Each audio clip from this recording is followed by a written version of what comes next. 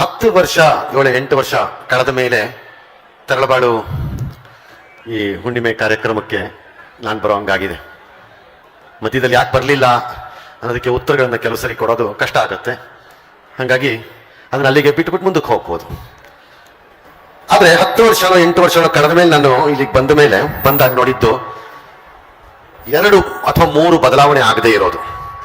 ಒಂದು, ವೇದಿಕೆಯ ಮೇಲೆ ಆಸೀನರಾಗಿರುವಂತಹ ಗುರುಗಳು ಅವರ ಎಂದಿನ ಸಮಚಿತ್ತವನ್ನು ಕಾಪಾಡಿಕೊಂಡು ಹಾಗೇ ಇರ್ತಾರೆ, ಎಲ್ಲರನ್ನೂ ನೋಡಿಕೊಂಡು. ಎರಡನೇದು, ಈ ಪೆಂಡಾಲಿನ ವ್ಯವಸ್ಥೆ ಒಂಥರ ಇಂಟರ್ನ್ಯಾಷನಲ್ ಸ್ಟ್ಯಾಂಡರ್ಡ್ ಇದ್ದಂಗೆ ಇದೆ. ಇದು ಅವತ್ತಿಗೂ ಚೇಂಜ್ ಆಗಿರಲಿಲ್ಲ, ಇವತ್ತಿಗೂ ಆದಂಗಿಲ್ಲ ನನಗೆ. ಮೂರನೇದು, ಚಪ್ಪಳೆ ಹೊಡಿಬೇಡಿ ಇದಕ್ಕೆ, ನೀವೇನೆ ಜನ.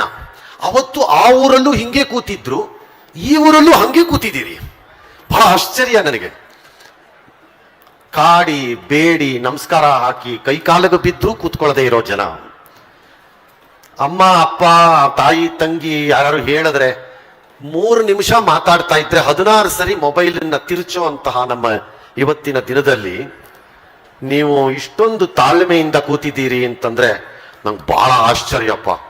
ಇಲ್ಲ ನೀವು ತುಂಬಾ ಒಳ್ಳೆಯವರು, ಇಲ್ಲ ನಮಗೆ ಗೊತ್ತಾಗ್ದಂಗೆ ತಲೆ ಬಗ್ಗಿಸ್ಕೊಂಡು ಎಲ್ಲ ಮೊಬೈಲ್ ನೋಡ್ತಾ ಇದ್ದೀರಿ ಅಂತ ಡೌಟು.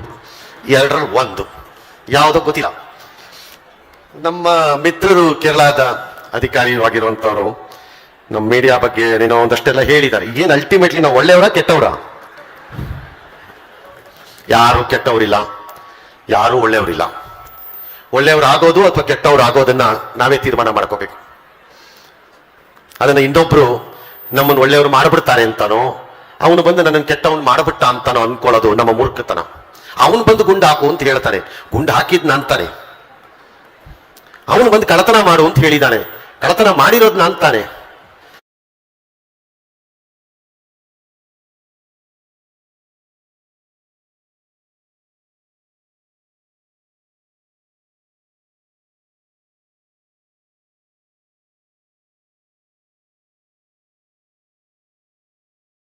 ಕ್ಷೇತ್ರದಲ್ಲಿರೋರು ಮೇಲಿಂದ ಇಳಿದು ಬಂದಿರೋರು ಅಲ್ಲ.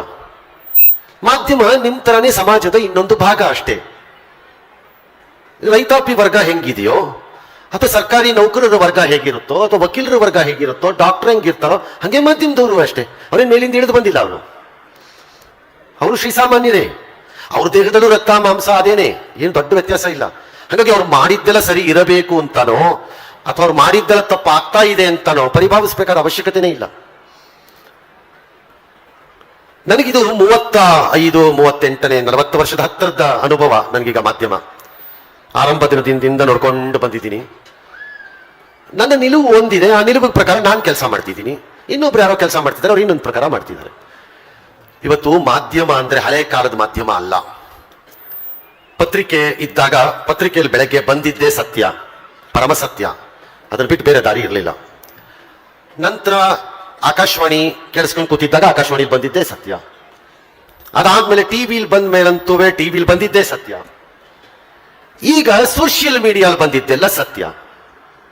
ನೆಕ್ಸ್ಟ್ ಸ್ಟೇಜ್ ಇನ್ನೊಂದು ಸತ್ಯ ಯಾವುದೋ ಇದೆ, ನಮಗ್ ಗೊತ್ತಿಲ್ಲ ಅಷ್ಟೇ. ಅವರು ಮಾಧ್ಯಮದಲ್ಲಿ ಸಾಮಾಜಿಕ ಮಾಧ್ಯಮದ್ದು ಅಂದ್ರೆ ಈ ಸಮೂಹ ಮಾಧ್ಯಮದ ಕತೆ ಹೇಳ್ತಿದ್ರು. ನನ್ನ ಹತ್ರ ಒಂದು ಸಣ್ಣ ಫೋನ್ ಇದೆ. ನಂಗೆ ಬಹಳ ಜನ ಕೇಳ್ತಾರೆ, ಸರ್ ಇನ್ನೂ ಆ ಫೋನಲ್ಲೇ ಇದ್ದೀರಾ ಸರ್ ಅಂತ. ನಿನಗೇನಾದ್ರು ಸಮಸ್ಯೆ ಆಗಿದ್ರೆ ಬೇರೆ ತಗೋತೀನಿಪ್ಪ ಅಂತಂದೆ. ಇಲ್ಲ ಸರ್ ನೀವು ಇಟ್ಕೊಳ್ಳಿ ಸರ್ ಅಂತಂತ. ಬಹಳ ಸಂತೋಷ ಅಂತ. ಯಾಕೆಂದ್ರೆ ಅದರಲ್ಲಿ ಅದೇನೋ ಫೇಸ್ಬುಕ್ಕು, ಅದೇನೋ ವಾಟ್ಸಪ್ಪು, ಅದೇನೋ ಇನ್ಸ್ಟಾಗ್ರಾಮು, ಆಮೇಲೆ ಅದೇನೋ ಯೂಟ್ಯೂಬು, ಅದೆಲ್ಲ ಯಾವುದು ಬರೋಲ್ಲ.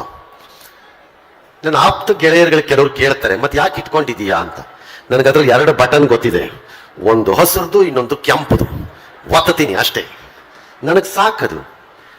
ಒಂದು SMS ಬರುತ್ತೆ ಅದರಲ್ಲೂ ಓಕೆ ಎಸ್ ಥ್ಯಾಂಕ್ ಯು ಅಂತ ಹಾಕ್ಬಿಟ್ಬಿಡ್ತೀನಿ ನಾನು ವಿಪರೀತ ಕಮ್ಯುನಿಕೇಶನ್ ಮಾಡಲ್ಲ. ಇವರು ಹೇಳಿದ್ರು ಮೊಬೈಲು ಅಂತ. ಮೊಬೈಲ್ ಹೆಂಗೆ ಗೊತ್ತಾ ನಿಮಗೆ? ನಮ್ಮ ಮನೆಯಲ್ಲಿರೋ ಚಾಕು ಇದ್ದಂಗೆ. ಈ ಚಾಕುನ ನೀವು ತರಕಾರಿ ಕತ್ತರಿಸಕ್ಕೂ ಬಳಸ್ಕೋಬಹುದು, ಬೇಜಾರಾದಾಗ ಕೈಯನ್ನು ಕತ್ತರಿಸ್ಕೋಬಹುದು. ಮೊಬೈಲು ಅಷ್ಟೇ. ಬಹಳ ಅದ್ಭುತವಾದ ಜ್ಞಾನವನ್ನು ನೀವು ಅದರಿಂದ ಸಂಪಾದನೆ ಮಾಡಬಹುದು. ಮತ್ತು ಸ್ವಲ್ಪ ಯಾಮಾರಿದ್ರೆ ಅದರಿಂದ ಹಾಳಾಗಿ ಹದಗೆಟ್ಟು ಹೊರಟೋಗ್ಬಿಡ್ಬೋದು, ಏನ್ ಬೇಕಾದ್ರೂ ಆಗ್ಬೋದು. ಸೊ ಮತ್ತೆ ಆಯ್ಕೆ ಯಾರ ಹತ್ರ ಇದೆ ಈಗ? ಒಳ್ಳೆಯವರ ಕೆಟ್ಟವರ ಆಗಕ್ಕೆ ಯಾರ ಹತ್ರ ಇದೆ? ಏನೆಲ್ಲ ಸೈಲೆಂಟ್ ಆಗಿ ಕೂತಿದ್ದೀರಿ? ಯಾರ ಹತ್ರ ಇದೆ? ನಿಮ್ಮ ಹತ್ರನಾ ನಮ್ಮ ಹತ್ರನಾ? ಕರೆಕ್ಟ್. ಒಂದ್ಸರಿ ಎಲ್ಲ ಮೊಬೈಲ್ ತಗೊಂಡು ನೋಡ್ಕೊಂಬಿಡಿ ಎಲ್ಲ ಕರೆಕ್ಟ್ ಆಗಿದೆಯಾ ಅಂತ. ಹಾಗಾಗಿ ಮಾಧ್ಯಮ ಅಂದ ತಕ್ಷಣ ಟಿವಿಗಳು, ನಾವು ಟಿವಿನಲ್ಲಿ ಏನೇನಾದ್ರು ಹಾಕಿದ್ರು ಅವ್ರು ಹೇಳ್ದಂಗೆ ನಮ್ಮನ್ನು ಕೇಳಕ್ ಜನ ಇದ್ದಾರೆ, ಕೇಳ್ತಾರೆ ಇದನ್ನ ಯಾಕೆ ಹಾಕಿದೆ ಅಥವಾ ಕೇಸ್ ಹಾಕ್ತಾರೆ. ಇವತ್ತಿರೋ ಸೋಷಿಯಲ್ ಮೀಡಿಯಾ ಮಾಧ್ಯಮ ಹೊಸದಾಗಿ ಏನ್ ಬಂದಿದೆ, ನಮ್ಮನ್ನು ಕೇಳೋರು ಯಾರು ಇಲ್ಲದೆ ಇರೋ ಪರಿಸ್ಥಿತಿ ಬಂದು ಕೂತಿದೆ. ಹಾಗಾಗಿರಬಹುದು ಈ ಮಾಧ್ಯಮದ ಈ ರೀತಿಯ ಸಾಮಾಜಿಕ ಮಾಧ್ಯಮ ಅಂದ್ರೆ ಏನು? ಈ ಮಾಧ್ಯಮ ಹುಟ್ಟಿದ್ದೆಲ್ಲಿಂದ? ಸಮಾಜದಿಂದ. ಸಮಾಜ ಏನಾಗಿದೆ? ಸಮಾಜನು ಬಹಳ ಸ್ವಾರ್ಥಿ. ಇವತ್ತು ಸಮಾಜ ಜನೋಪಯೋಗಿ ಸಮಾಜ ಅಲ್ಲ, ಸ್ವಾರ್ಥದ ಸಮಾಜ. ಒಬ್ಬ ದುಡ್ಡು ಮಾಡೋ ವ್ಯಕ್ತಿ ನನ್ನ ಹತ್ರಕ್ಕೆ ಒಂದ್ಸರಿ ಬಂದಾಗ ನಾನು ಕೇಳಿದೆ, ಎಷ್ಟು ಮಾಡಬೇಕು ಅಂತ ಆಸೆ ಇದೆ ನಿನಗೆ ಜೀವನದಲ್ಲಿ? ಸುಮಾರಾಗಿ ಮಾಡಬೇಕು ಅಂತ ಆಸೆ ಇದೆ ಅಂತ. ಅಲ್ಲ, ಸುಮಾರು ಅಂದ್ರೆ ಒಂದು ಐಡಿಯಾ ಕೊಡು ಅಂತ. ಇಲ್ಲ, ಉತ್ತರ ಇಲ್ಲ. ಒಂದು 5,000 ಮಾಡಿದ್ರೆ ಸಾಕಾ ಅಂದೆ. 5,000 ಏನು ರೂಪಾಯಲ್ಲ, 5,000 ಕೋಟಿ. ಯಾಕೆ ಯಾರು ಇಲ್ಲ ಗಾಬರಿ ಆಗೋದ್ರೆ ಮಾಡಿದ್ರೆ ಸಾಕಾ ಅಂತ ಕೇಳಿದೆ. ಸಾಕಾಗ್ಬೋದು ಅಂತಂದ್ರು. ಏನ್ ಮಾಡ್ತೀರಿ ಅದು ಇಟ್ಕೊಂಡು? ಒಂದು ಅದ್ರ ಇಟ್ಕೊಂಡು ಏನ್ ಮಾಡ್ತೀರಿ? ನಾಳೆ ಏನ್ ತಿನ್ನಕ್ಕಾಗಲ್ಲ.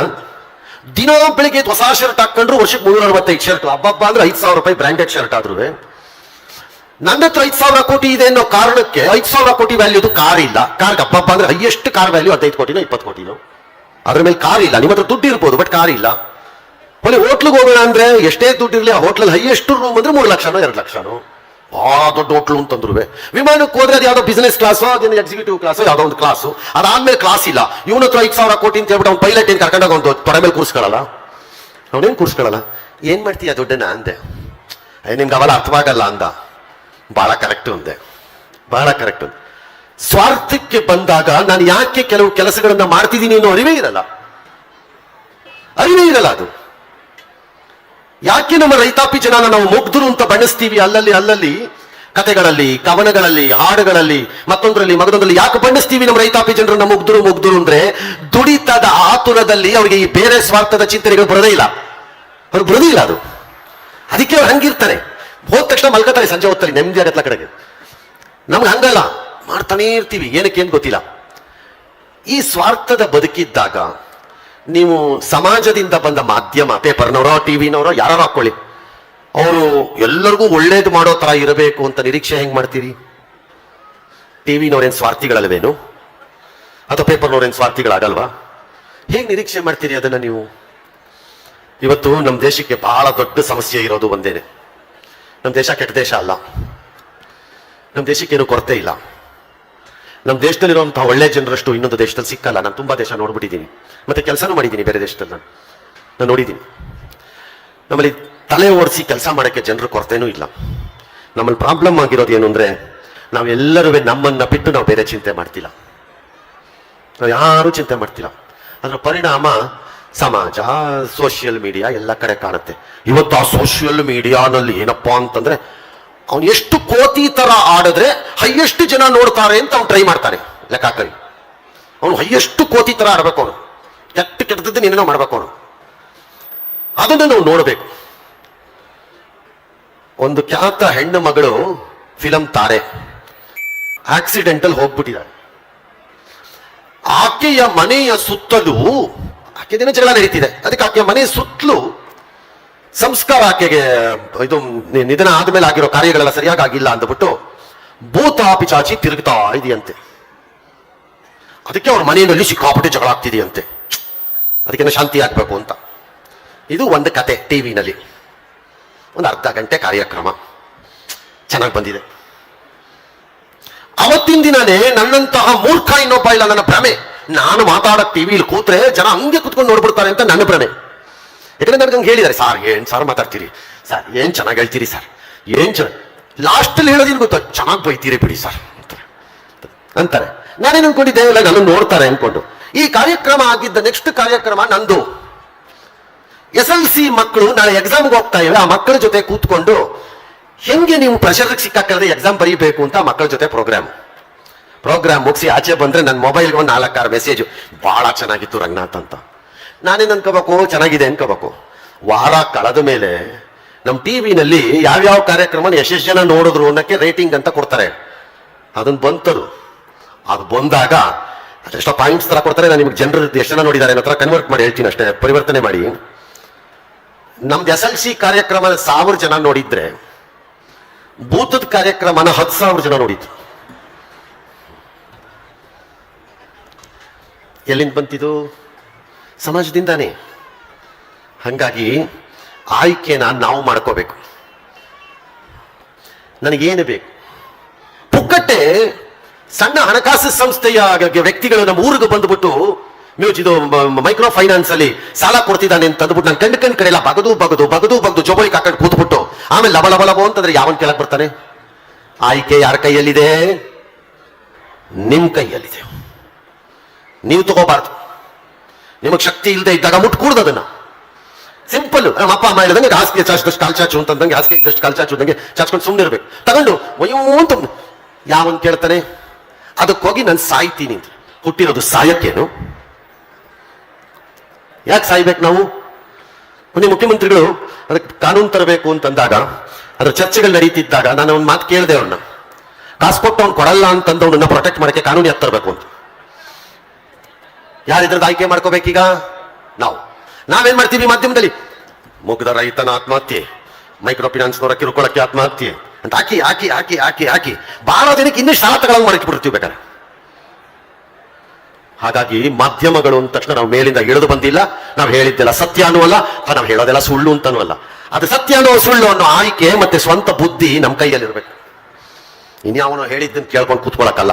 ಈಗ ಅವ್ರು ಹೇಳಿದ್ರಲ್ಲ ವಾಟ್ಸಪ್ ಅಲ್ಲಿ ಬಂದ ತಕ್ಷಣ ನಂಬ್ಕೋತಾರೆ ಅಂತ. ಈಗ ಏನು ಬೇಡ, ಈಗ ಸುಮ್ಮನೆ ನಾನು ಹಿಂಗೆ ನಿಂತಿದ್ದೀನಿ ಅಲ್ಲ, 1-2 ನಿಮಿಷ ಸ್ವಲ್ಪ ಯಾಕೋ ಸುಸ್ತಾಗ್ತಿದೆ ಅಂತ ಅಂದ್ಬಿಟ್ಟು ಒಂಚೂರು ನೀರು ಕುಡಿದ್ಬಿಟ್ಟು ಅಲ್ಲೊಂದು ಕುರ್ಚಿಲಿ ಹೋಗ್ಬಿಟ್ಟು 2 ನಿಮಿಷ ಸ್ವಲ್ಪ ಹಿಂಗೆ ಕೂತ್ಬಿಟ್ಟು ಬಂದೆ ಅಂತ ಇಟ್ಕೊಳ್ಳಿ, ಮುಗೀತಂತೆ ರಂಗದ ಕತೆ, ಮುಗೀತು. ಹಂಗನ್ಬಿಟ್ಟು ಒಬ್ಬ ಇನ್ಯಾವನೂ ಆಗ್ತಾನೆ. ಅದನ್ನು ಊರಲ್ಲೆಲ್ಲ ನಂಬ್ಕೊಂಡು ನನಗೆ ಫೋನ್ ಮಾಡಿ ನನ್ಗೆ ಹೋಗೋದು ಬೇಡ ಅನ್ಸಿದ್ರು ನೀನು ಹೋಗಪ್ಪ ಅನ್ನೋ ಸ್ಟೇಜಿಗೆ ತಂದಿಟ್ಬಿಡ್ತಾನೆ ನನ್ನನ್ನು.